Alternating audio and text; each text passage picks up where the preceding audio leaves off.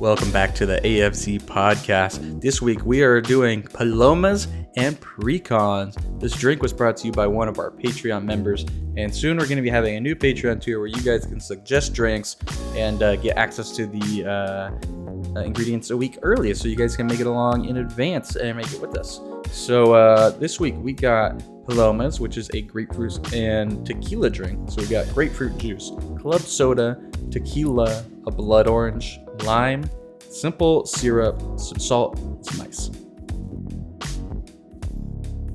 So first off, we're gonna roll out this lime, get it extra juicy. So when we cut off this little tip right here, we can use it to wipe around the rim of our glass, so we get that salt to stick there. If you've ever had a margarita, stuff like that, you know how great salt and tequila go together. So that's what we're doing. Also want to get yourself a little slice of lime, because we're going to be muddling this with our next ingredient. Muddling is a great way to get flavor out of things. It breaks down the cell walls, releasing all the flavors that you wouldn't get from just like slicing it or something, squeezing it. So definitely, if you want to get the most out of it, muddle is the way to go. And I don't want to muddle this part of the rye, because rye's can be pretty bitter. I already had a little bit, and it's a bitter drink in general, so this is trying to keep it less bitter. Muddle away, smash, smash, smash. Then we're gonna add in our tequila. I'm using Mi Campo. My coworker, he works as a bartender, and he recommended this one, like the up and coming budget pick for tequila. So give it a shot. I measure things in just shot glasses, so 1 shot of tequila, 1 shot of grapefruit juice. Keep it simple. Not everybody's got the fancy bar tools, so something that we all can relate to. Now this is simple syrup. I'm doing a half a shot of this. Super easy to make. 1 part sugar, 1 part water. Put it on the stove till it dissolves. Bada bing, bada boom. Now we're just gonna shake up the cocktail. Think about how your day's been going. Think about MTG, Precons. What are we talking about this week? I know soon. So now get your glass full of ice. Then we're gonna pour this on top of it. This drink is normally in the picture I've seen online in a lot taller and slender glass. And I think it's so you can get a really expressive gradient through the next ingredient, the club soda. And with this smaller, wider glass, it doesn't have the same stark appearance as it does, but the flavor is gonna be the same. If you have a taller glass, I recommend using that. Yeah, so we're gonna try and float this club soda. Floating stuff on alcohol, all you gotta do is put a spoon down, upside down, and then roll it along the back of it. So I'm just pouring it gently on top, and it should create a gradient. You can tell when you drink it, but the top will be the diluted tasting compared to the bottom. If you don't want that, you can mix it in, but it makes it look pretty. There you go, a Paloma.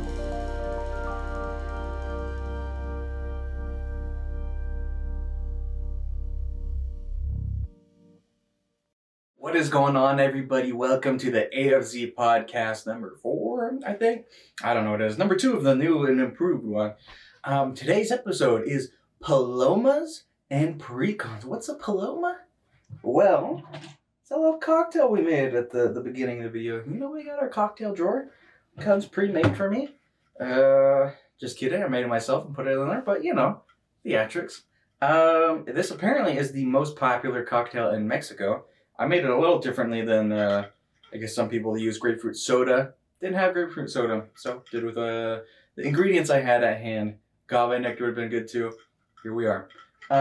Today's subject, before go off on any more of that tangent, was brought up by a lot of you guys commenting last week on the podcast. So we had a player that's new to Commander, never played it before, wants to get into it, had a bunch of questions. And then we had a person that comments on our videos frequently asking for an upgrade for one of the recent Precons, the Gruel one. So we're going to just kind of combo them all together, talk about that today. And yeah, before that though, I got a Command Dudes t-shirt on. If you guys want Command Dudes t-shirts, we got sweaters, we got Pondering the Orb merch. Go check it out. There's a link down below. Help support the channel a ton. Also got a TCG Player affiliate link down below, as well as a Patreon where you can get access to tokens, Discord. One of our patrons, actually, Nelson, he suggested this drink, and he only could do that because of Patreon. So thanks, Nelson. This is to you. Cheers, everybody, and let's start this conversation.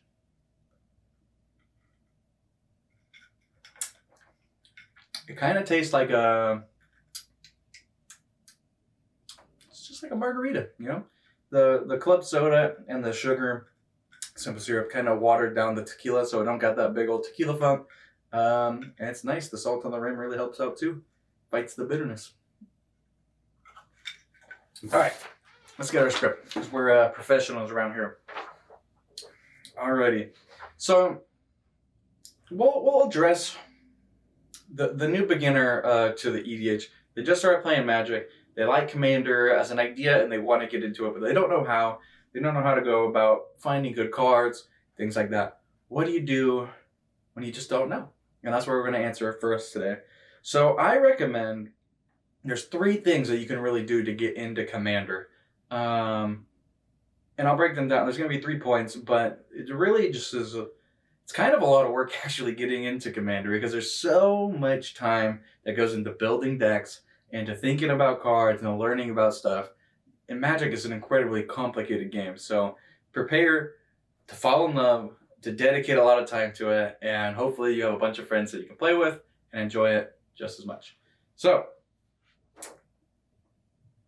our first point to getting into Magic, to EDH as a format, just get yourself a Precon. It's the easiest way to get into the game. You have a deck pre-built for you.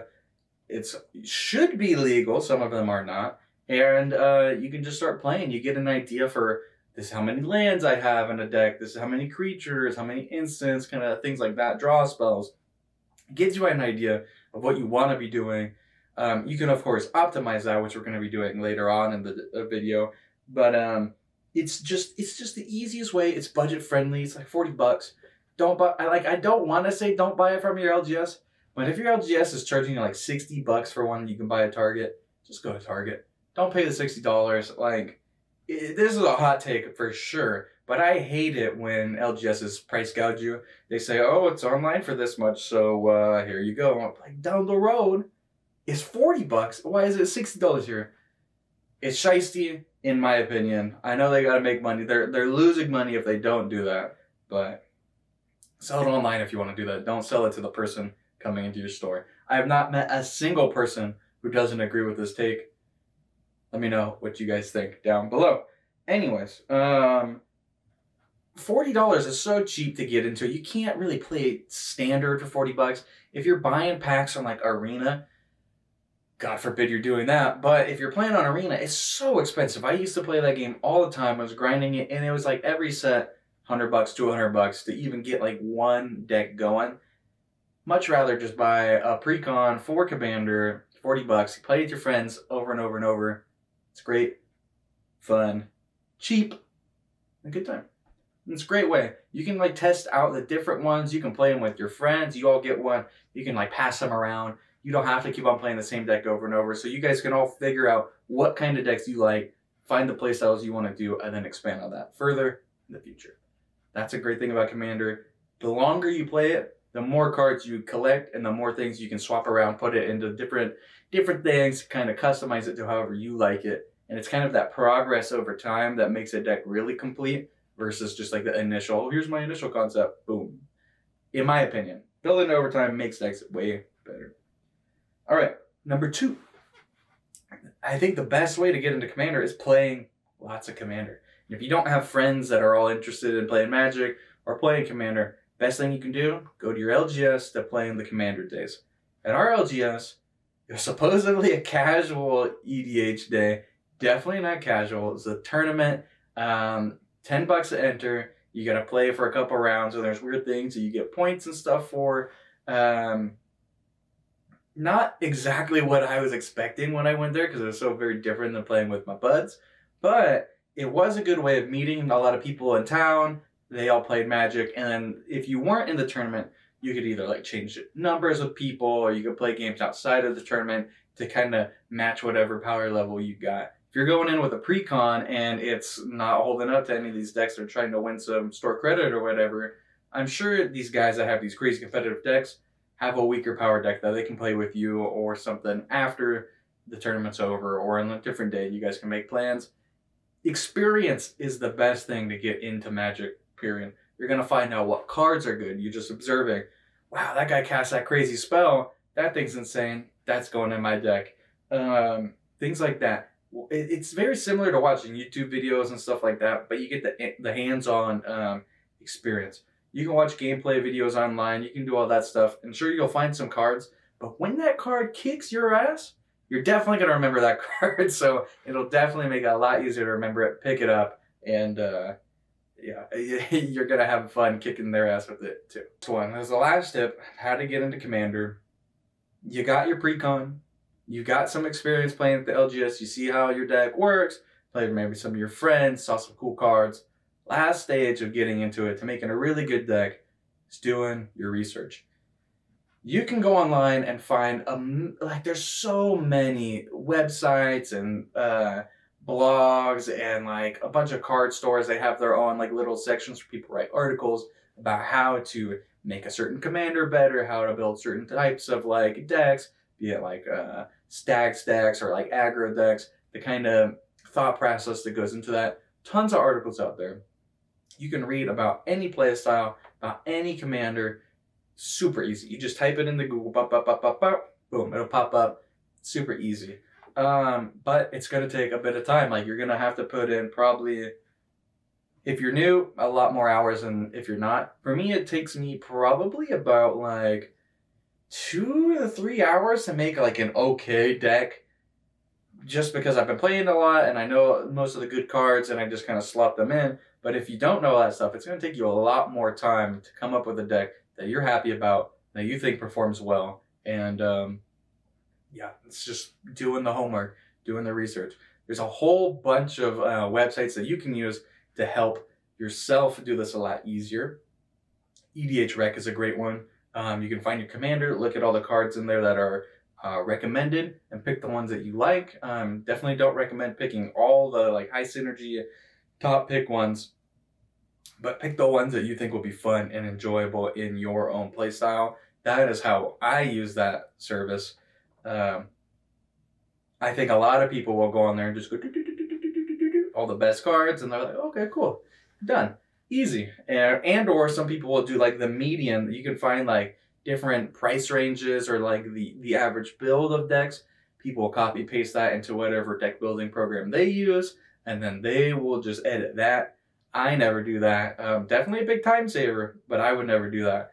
I don't know. I think deck building is a very personal experience and it's something that should be expressive of who you are. Which is exactly why I always build terrible decks, because that's what I like to do in Magic. I love making my friends go, oh, why? That's why we got AFZ always focused on, because I will build decks that just inhibit people from having fun, and I get focused down first. And that's just what I do. It's the way I build decks.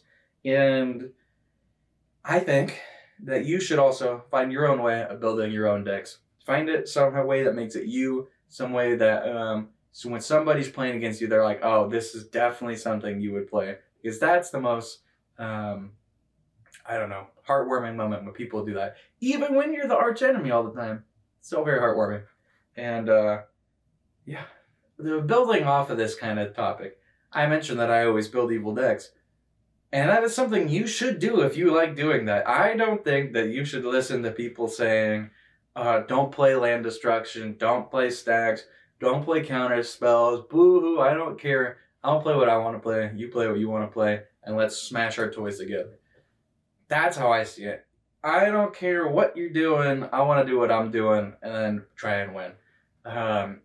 Of course, people get salty. I mean, that's on them. I think, personally, I think we're just playing a game. We both have the ability to stuff each other out. Maybe you got a bunch of creatures and I got non-creatures. I have to use them to stop you. If you get stopped, I mean, that sucks. If I don't stop you and I die and you're happy about it, it's just the same thing reversed. So in my mind, just be happy. You're playing Magic, hopefully with your friends. It's a good time. Spell gets countered. Oh well, there's next game.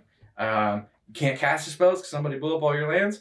Oh well, there's next game. That one's a little bit more difficult to reason with, but you get the idea. I think as long as you're building decks that you think will be fun and to be able to play with your friends, that's totally fine. Do it. Go for it. If you're doing stuff just to grief people, maybe don't do that one. But make sure there's a reason for the cards you put in your deck. All right. So we talked about kind of the ideas of going into building a deck, how you can get certain resources to do so, getting better at the game by playing at your LGS, your friends, and just getting a precon, enjoying it, learning about Magic. Easy way to get into the game. Cheers for all the hard work you've done up to this point.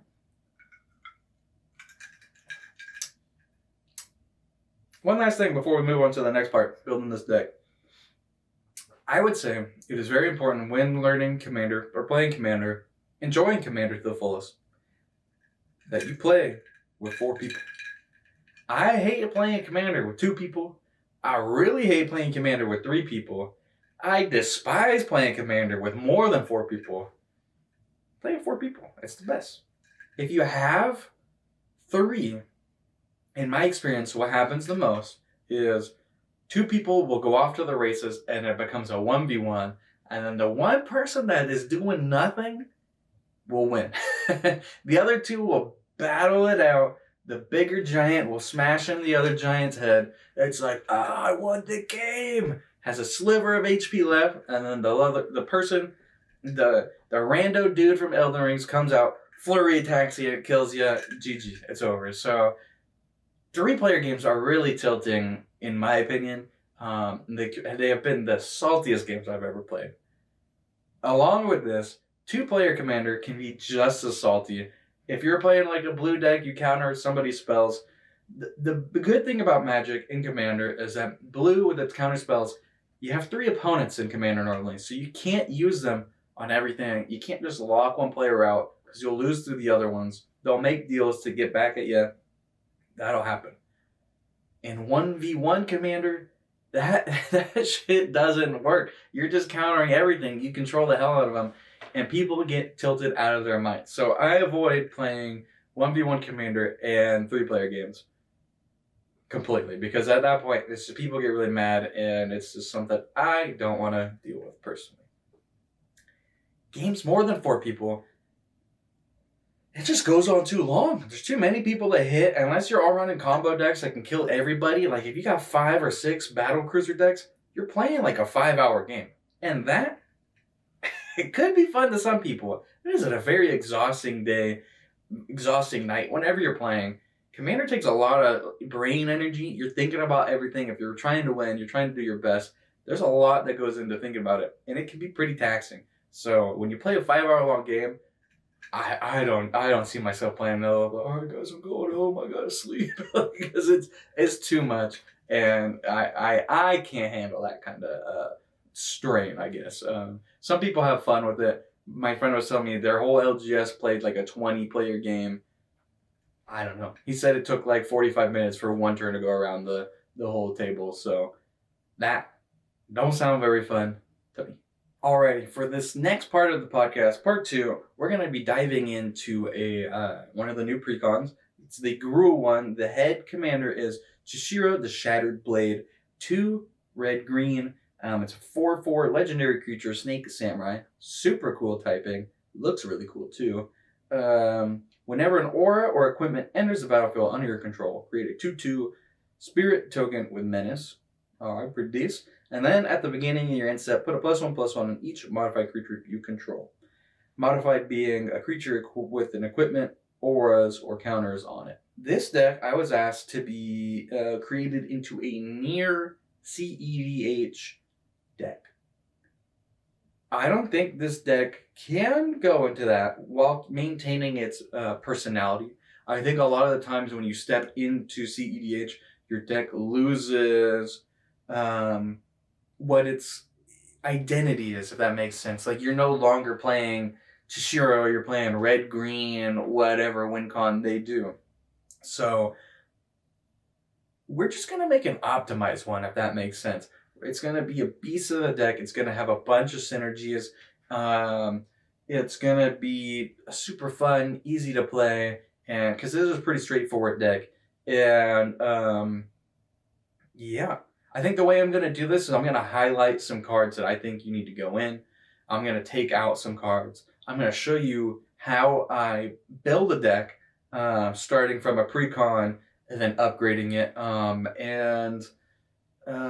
Yeah, I think we're gonna the budget for the deck. I am a big believer in that more money equals a more powerful deck.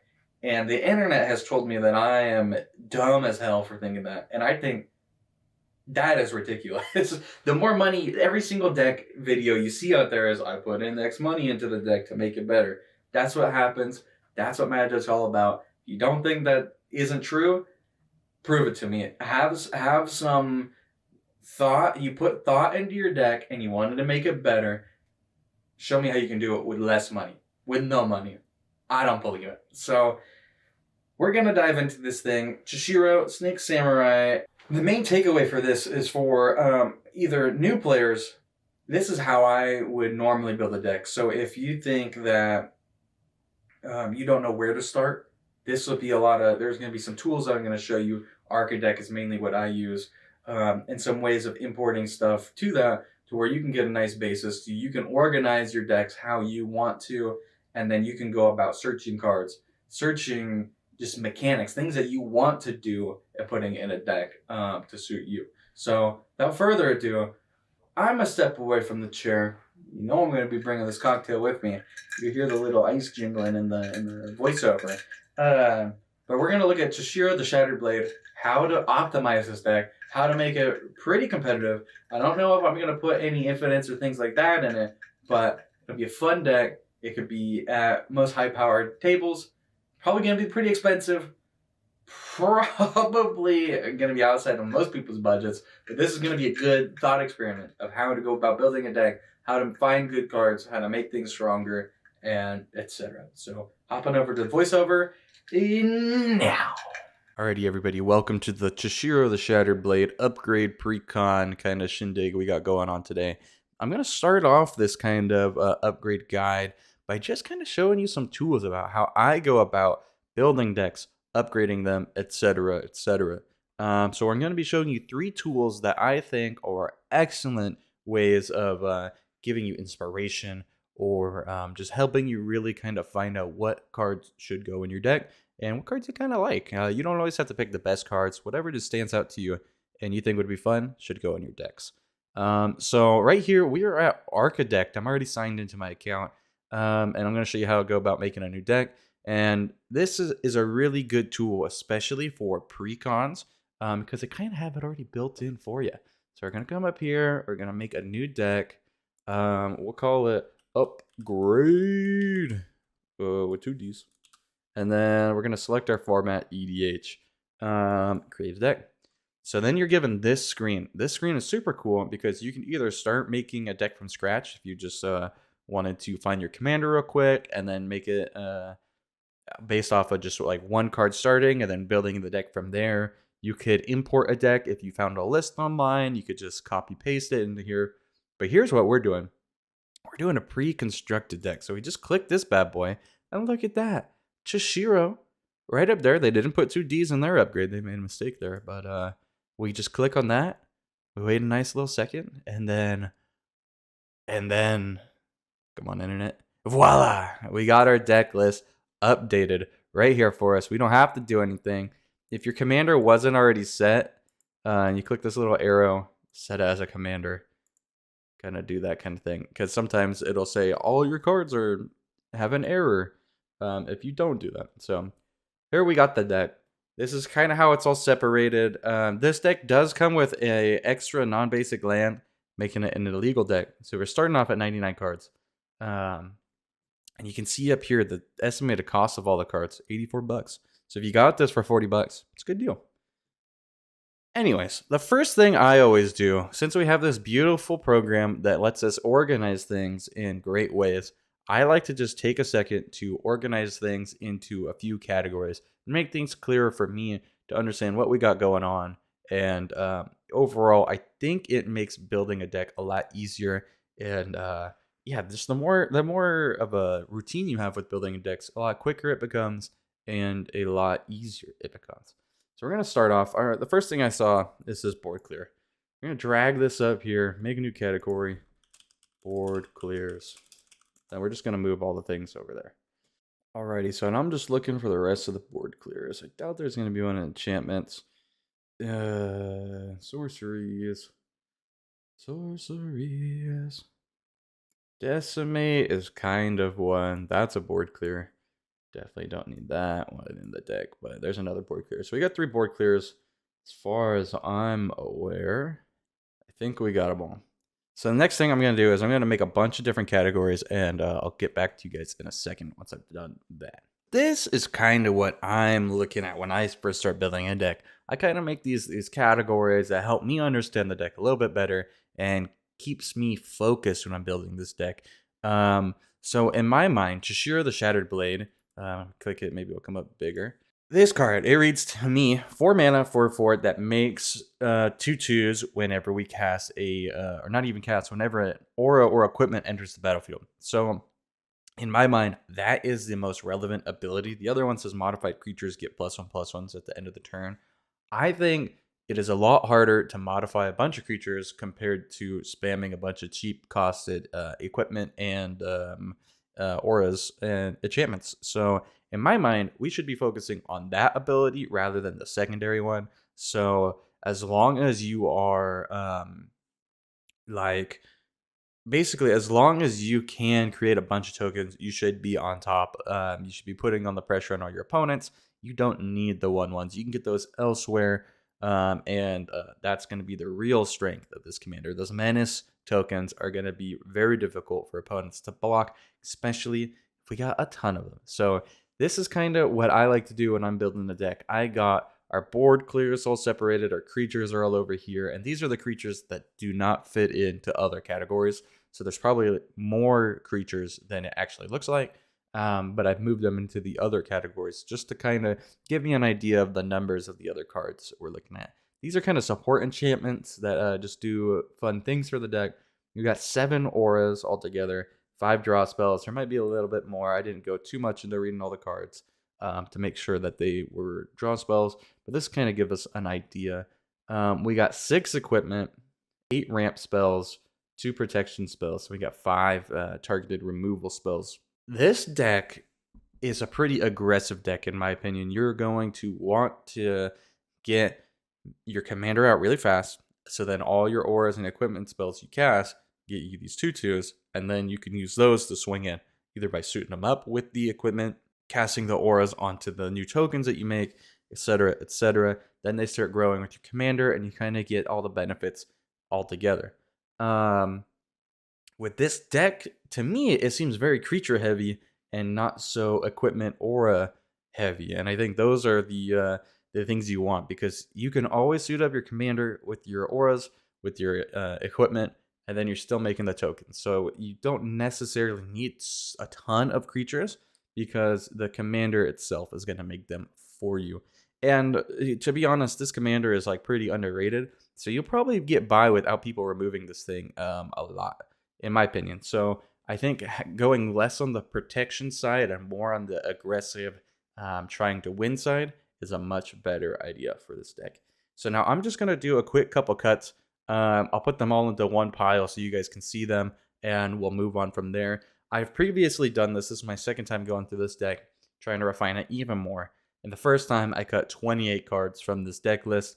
Let's see where we get this time. I'm just going to fast forward to that part, because it's a long conversation. It was like about 3 hours when it took me to build this first time, and I I don't think anybody wants to listen to me mulling over what cards to take out and put in. So I'm just gonna go through it, put a pile that says the no-go pile, and we'll talk about some of the reasons why I put those cards in there. Alrighty, so I actually cut a lot more cards this time, and it's actually pretty striking how many I cut out.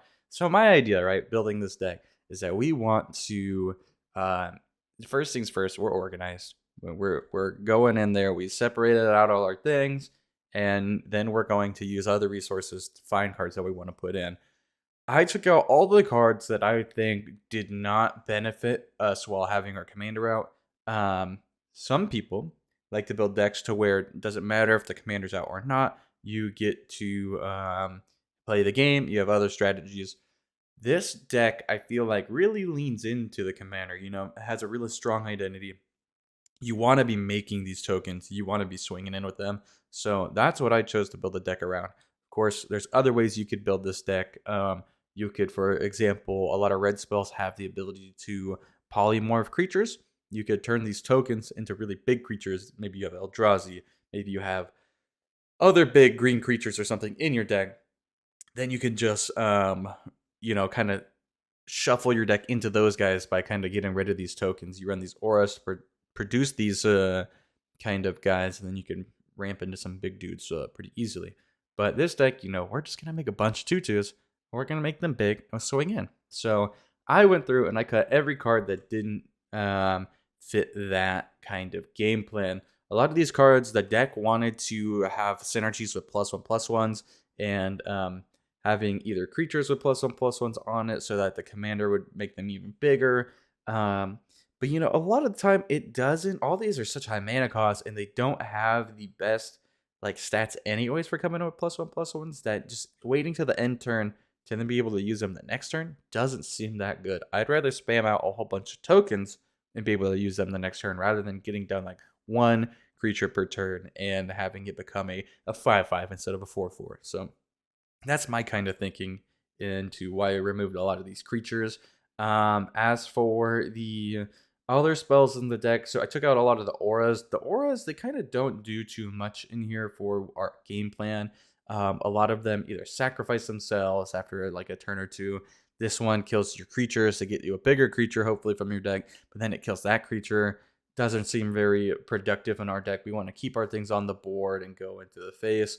Things like the Mage Slayer or the Enchantment, I believe it was Unquenchable Fury. These kind of cards, they allow you to deal damage based on how powerful the creature is. And this deck isn't really going to be super buffing one creature to be really strong. It's going to be producing a bunch of small creatures. So these kind of things, they don't really fit our game plan. So I took those out as well. And our board clears. We are a token go wide deck. We don't want a lot of board clears. And if anything, we want ones that wouldn't hurt us that bad. So these are not going to be viable in this deck. A lot of the draw spells as well were how big your creatures were, and we're not keeping those ones. We are keeping the ones that say how many creatures you have draw. That's pretty good. And Rishkar's Expertise is also just a good card in general, so we're going to be keeping that one. But yeah, this is kind of what it looks like when I'm doing building a deck. Taking out 33 cards. We already had one land missing. We're going to be adding in 40 or 34 cards. And I'm going to kind of put the deck together, and I'll just kind of show you my my highlights of the cards that I'm going to be putting in. Kind of give you an idea of how I think about this deck and what it should become. And I'm going to show you the tools of how I look up cards to put in decks. This one in particular, I just kind of knew off the top of my head what I wanted to do, because this deck is, it's a pretty straightforward rule deck, token making deck. Basically, whenever you have a green deck that makes tokens, you kind of have a token package that goes in, and we definitely put that into the final version of this deck. But I'm going to show you anyways, in case you're new to deck building and using these online tools, of how you can get the information to find what cards you want to play with. So here we go. The next tool we are going to be using is EDH Rec. Everybody knows EDH Rec. Hopping into it. Alrighty, so we're at the front page of EDH Rec. This website's super cool. A lot of people, I feel use this as a way to either how I imported that deck to have a base template that we could then improve upon. A lot of people use this tool as a way to do that as well. Or some people just like building their decks out here straight up. I know Matt on the command dudes, he likes to just pop in here on the commander, pick out the cards he likes, boom, bada bing, he's got a deck. Some people, I assume, just kind of pick all the cards at the top when we search it and just put all those in. We might find some cards in here that I didn't think to put in the final version that are really good. So let's check it out. Just type up here, Chishiro, Shattered Blade. Whoa. Here we go, Chishiro the Shattered Blade, and got the commander. And then this will give us, so basically, the way this website works is people put in decks into the program. We got 515, and it tells us the average of what things come up in these decks. So yeah, let's check it out. Here's all the new cards people are adding to it. High synergy cards. These are all in the precon by itself. I don't really think this card should be in there. Actually, this card might make it. I didn't read that last part. I was put in the graveyard, return to your hand. That can keep on making this stuff. Maybe we keep this card.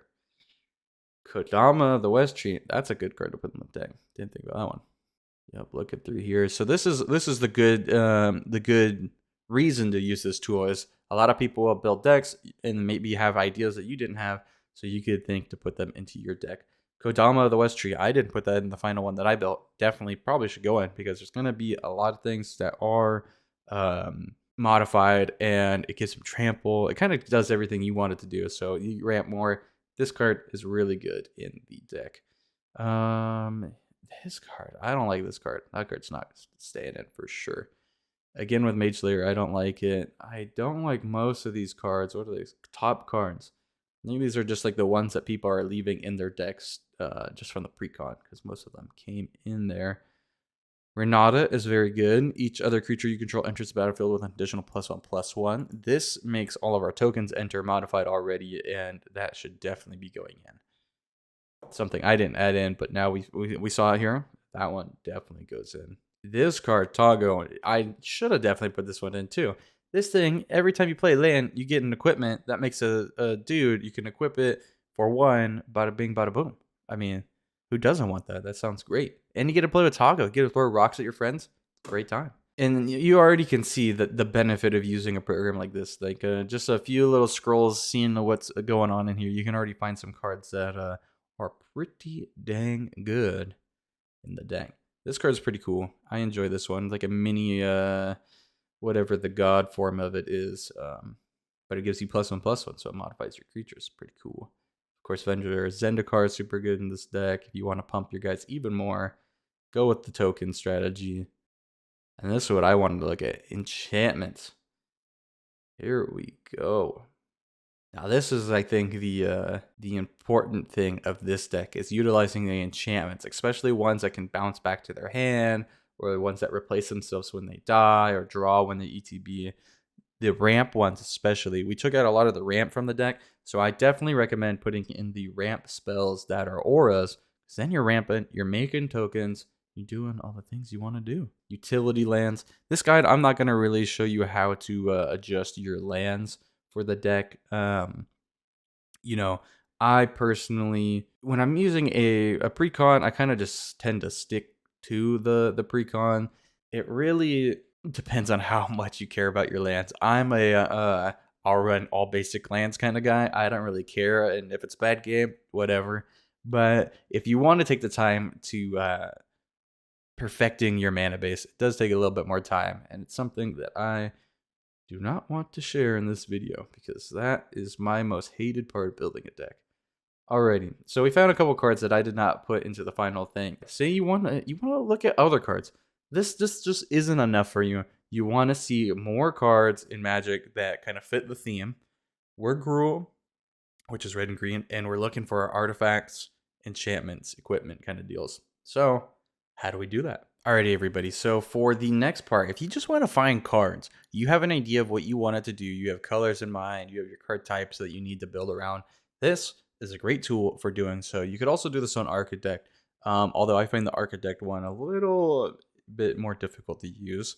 But if you put in the time, it should be just as easy for you. We are going to go to the advanced search. There's a lot of things going on here, but I'm going to make it simple for you so you can follow along. I'm going to go to colors. We're going to change it to or. Type in red. Click red. Add green. We're doing Gruul. Green.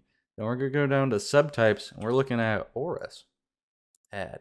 And we're just going to search. This is going to give us all red and green aura enchantments, and we can scroll through here and find all the ones that we want to add to our deck. I'd recommend adding ones that either recur themselves, they come back to your hand, or do multiple things so that you could either like draw cards and stuff, etc., etc. First one, Abundant Growth. Channel land, draw a card, beautiful. Land can tap for 1 mana of any color. Color fixes, makes your, if you have a hand full of forests, makes one a mountain, you're gaming. You're drawing, if it's you already have your commander out, boom, now you get to make a 2/2. It's kind of everything you want. Cheap mana, top deck at late game, you just pay 1, make a dude. Sounds pretty great to me. We could definitely keep on looking through here to see if we can find any other good ones. Enchanted Creature gets +2/+2 for each other creature on the battlefield that shares a creature type with it. If we spam a whole bunch of tokens, you can make a 2/2 token with Menace into a pretty big creature pretty easily. So alpha status, shout out to Caleb. This one could come in clutch sometimes in your deck. So maybe you'd want to run something like this if you want to make it more combat focused. Again, there's a ton of cards that you could just find searching using this engine that would fit into your deck. Let's see, let's find one more juicer that would be fun to run in this deck. Hey, this one's pretty good. When Enchanted Creature, so 4 mana, 2 and 2 red, when an Enchanted Creature deals combat damage to a player, sacrifice it and attach Breath of Fury to a creature you control. If you do, untap all creatures you control after this phase. There's an additional combat phase. This lets you, after you've created a board of many, many tokens, it lets you just go to town. So, for example, one opponent has 1 blocker. You have, 10 creatures or something. You can keep on getting in because you have Menace on your token, hit them, and focus down the other people. Untap all your creatures, go back to hitting them with 1 token, and you'll destroy your whole board, but you'll have like 10 combat phases. So this card, actually really cool. Probably should go in the deck, just because this thing can straight up win you the game if you have enough tokens out. Super cool, really awesome card. Here is the final deck that I have prepared. After taking out all those 30 plus cards that I mentioned before, kind of went over briefly. I just want to show you a couple things that this program can do, and talk about the cards I've added to the deck and how this deck is going to play out. So first of all, Architect has this really cool thing called the Maybe board. This is where if you find cool cards that you want to try and find spots for, or like you play test a deck and you're like, oh man, this card's always dead, swap it out for one of your Maybe board cards. It's pretty cool. It doesn't count towards the total card count in your deck, nor does it count towards the money involved in it.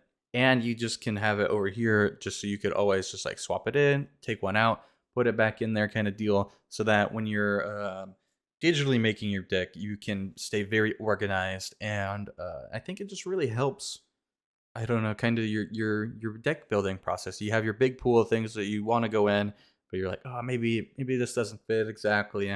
You can test things out, and then boom. Breath of Fury, that was one of the cards we found on the search engine, the Gatherer. This card's pretty sweet, and if you want to fit it in, it's up to you to find a place. I kind of have this deck in a place where I enjoy it, and we'll go over some of the things that you could do to make this deck even better later on. But maybe this card is something that you would want to play with, and you can slide it on in wherever you want. Because there are a few cards that I left in just because they are in the Precons, so you don't have to buy all new cards for this deck. Anyways, without further ado, the Chishiro upgrade, what did we do? Well, I focused a lot on the equipment and aura aspect of the deck. I wanted to be able to play those each turn to make tokens to be able to get in.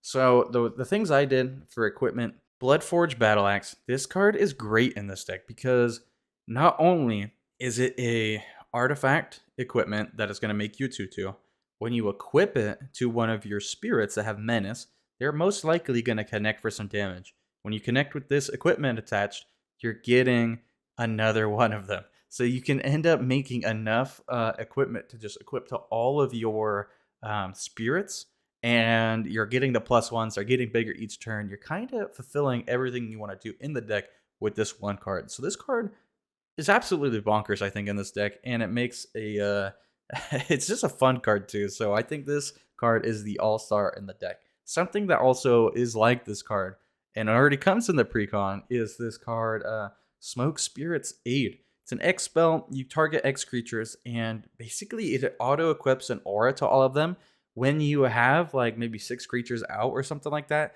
you can also do it to your opponent's creatures. This is going to make a bunch of tokens for you. It just basically doubles how many tokens you have if you're putting X mana into how many tokens you have already. So this card is also an all-star in the deck, and I think this is a super fun card as well. You're making treasures, you're losing life, and stuff like that. Very, very cool card. Some of the other cards I added into the deck for the equipment, I added some of the swords. You know, they give your commander protection, lets you sort of feast and famine. You're going to be untapping your lands, discarding your opponent's cards. That's really good in this kind of deck because you're going to be playing out all your cards right away. So the more you can deny your opponent's resources, the better. Fire and Ice give you some protection from blue and reds. You're also drawing cards, and yeah, who doesn't want to draw cards? The Truth and Justice allows you to proliferate and put +1/+1s out. So you modify your creatures, you buff all your already modified creatures. Just all around good deal. And then Hammer is on to auto equip things if you find yourself short on mana. This can really help you out. So Helm of the Host is in here because we also added a combo into the deck. We added Godo, Bandit Warlord. This can come out of nowhere and just kind of win you the game. Godo searches for it, makes him a bunch of infinite Godos, swing out, kill everybody. If you don't want that kind of infinite combo in your deck, you just take out Helm of the Host, and Godo's still good because you can get your Hammer and Azan, search out any of the artifacts, equipments that you want, and put them in play. So still a very good card in the deck, regardless of the combo. With our creatures, I added some of the new equipment creatures from the latest set in Neon Dynasty, just because they're fun. You know, it's gonna make you a spirit when you cast it. Then you can equip the spirit, has double strike, give your commander double strike, whatever you want to do. Lizard Blade's pretty sweet. And if that creature dies or whatever, it becomes a creature again. You don't have to worry about losing it like you do with other artifacts equipment. So very good card in the deck. Other than that, I think I only added a few creatures. Destiny Spinner, protection for all your stuff so they can't get countered. Creative Hoof Behemoth, so we can use our board that we have amassed from casting all of these equipment and aura enchantments and making all of our dudes very big. They can swing out and deal a lot of damage. We have the Beast Whisperer, so whenever we cast creatures, we draw. And yeah, creatures pretty much the same. Got good old Vornaclex, doubling our counters, minusing our opponent's counters. They get half as many, which can be pretty devastating, to be honest. A lot of times, like if it's a +1/+1 strategy, they lose. They can't do anything until they remove this guy.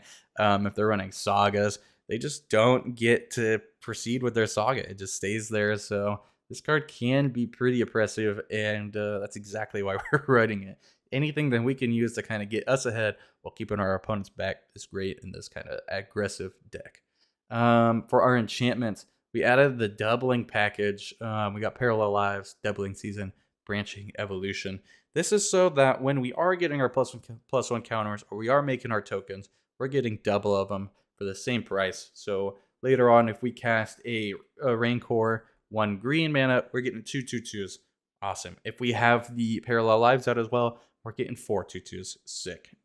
So, you know, that is the kind of value you want in this deck, because then they can just destroy face with the Creative Hoof Behemoth, the stuff like that. Loyal Guardian, we get +1/+1s and everything.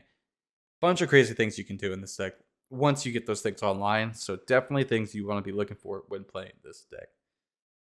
Again, we didn't touch the lands really at all. With the ramp, I added a mana crypt, just because the faster we can get out our commander, the better. You get it out turn 2 if you just get 2 lands of the opposite colors, and then play this. So that's pretty sick. Added Dockside Extortionist, because again, this deck wants to have the mana. It wants to be able to get out the commander. It wants to be able to get out these auras, these equipment, and it's kind of just a race to how fast you can get everything exploding so that you can win before somebody else board clears, something like that. Their auras, we added a whole bunch more auras. Total, we got 9 artifact equipments, and we got 12 auras. So that's 21 versus our 17 creatures or whatever we got. So we definitely are more focused on making these tokens than anything else. A lot of these our ramp spells. We want to be able to use our auras to get us more mana, but not only that, they are really cheap mana costed so that we can then make all these tokens. So in that way, I think that this is the best way to go about ramping and creating tokens in this deck. And it also goes along with all the awesome draw spells that come along with enchantments. So you can get down these draw spells. You're not only making tokens, you're drawing cards, replacing your hand. It's just kind of all you really want to be doing in a deck. Has its own engine kind of built in already by doing so. Awesome way to feel like you're never not able to do something. You always have a way to search for it now. Super good. In any deck that can run enchantments, you should be running all these draw spells that you can. Other things that are cool about these auras, we're using a lot of removal ones. For example, we got Lignify, aka Ligmify. Make your opponent's creature an 0/4. Pretty sick. Get rid of their commander, get rid of some nasty thing they got. Same with Kenrith's Transformation. This one also draws you a card. Pretty sweet. So things like that, you're taking care of things, casting auras. It's great. With our board clear section, we reduced the number of them. I believe there's 3 or 4 in the original Precon. We're down to 2. And the reason we're down to 2 is because you don't really want to be blowing up your board as often as you do with other decks that maybe rely on like 1 or 2 creatures. This one is going wide. And so the less board clears, the better. We have Blasphemous Act because as a token deck, we are going to generate creatures. And that is going to reduce the cost of that to most times being 1 red mana. And if you're really in a pickle, that can save you a lot of times. Azure's Predation, one of my favorite cards in green. This is awesome in this deck because you are not only one side board clearing, fighting all your opponent's stuff, you're making tokens. So if you have any of the token doublers, you're making a crap ton of these beasts. And what else could you want? Make more tokens, go face with them eventually. Boom. If you added in Renata to this deck, they're all 5/5s. Stuff like that. So this card is crazy in this deck, and with all the ramp that we put in, you're bound to be able to cast it pretty reliably. And there we go, guys. That's kind of my upgraded version of this deck. It says that the price of it is $802. And this is like a moderately upgraded deck, in my opinion. Like, you could add tutors into this. You could add a lot more faster mana, and you could make this deck easily over $1,000 if you wanted to. This is just kind of what I would do with the cards I have in my collection, how I could move things around to be able to play this deck at a pretty high power level. Of course, you could put in a whole bunch of other cards like we went through and we saw on the EDH rec page. This is kind of what I built without looking at those resources. But that's what the maybe board's for. So you guys could put all the cards that you wanted into there, kind of swap it all around, build it however you wanted to, and use this as just kind of a guide, I don't want you guys to be copy-pasty on this deck, but it would be cool to see if somebody tested it out, see how it is, see if there's any improvements they could make to it. But yeah, this is my kind of process of building decks, and a few tools that you can use to help build decks even better. Alrighty, everybody, that's the Chishiro upgrade. Pretty expensive. Definitely knew it was going to be expensive before I even built it because, well, green, doubling things, counters, it's going to be expensive. No matter what you do, the initial price is going to be high. If you have those cards already, it's nothing. It doesn't cost you anything. If you want a proxy mold, sweet. You don't have to spend any money. If you have one copy of it and you want to proxy it, put it across all your decks like I do, rock on. More power to you. But green, red decks that kind of do these kind of things are going to be expensive. They are going to be all pretty strong. Definitely nothing wrong going on there. Making a bunch of things, going wide, always a good time, always fun. Great at dealing with multiple opponents. Yeah. The cocktail, the Paloma. I can see why it is Mexico's most popular cocktail. I typically do not enjoy tequila. It makes my body just convulse very strangely whenever I do a shot of tequila, stuff like that. So I try and avoid it like the plague. But this is actually a very refreshing drink. Tastes basically like a margarita. The club soda, I think, really, and the simple syrup really takes away the tequila funk, so it makes it enjoyable for me. But I think some people like the tequila funk. The more you drink it, it's probably more distinct, and you can tell what flavors are in there. For me though, an amateur, I can't tell this off. It's just kind of funky. But this drink masked it all very nicely. I enjoyed it. Thank you, Nelson. Thank you to all the rest of our Patreon members for all the support. Thank you for listening to everybody. If you have something you want us to cover, if you have guests again that you want me to have on the show, somebody to talk to, I got an empty chair over here. Just put a little box over there for their face cam or something. Whatever it is, let me know down below. If there's anything you disagreed with, any card choices you disagreed with, let me know down below as well. I'm down to argue about it. I always make the right picks for the decks. I'm just kidding. But yeah, thank you guys so much for watching, and until next time, cheers.